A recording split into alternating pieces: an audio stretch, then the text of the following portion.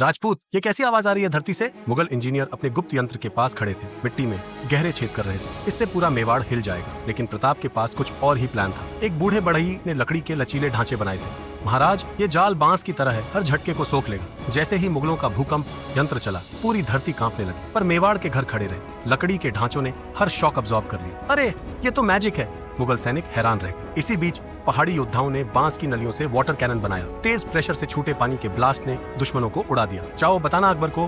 प्रताप ने गर्जना की। मेवाड़ की इंजीनियरिंग प्रकृति से भी स्ट्रांग है। जब तक हमारे दिमाग में फ्लेक्सिबिलिटी है, कोई भूकंप हमें हिला नहीं सकता। आपको बेमिसाल जानकारी देंगे तो लाइक, शेयर और सब्सक्राइब करें।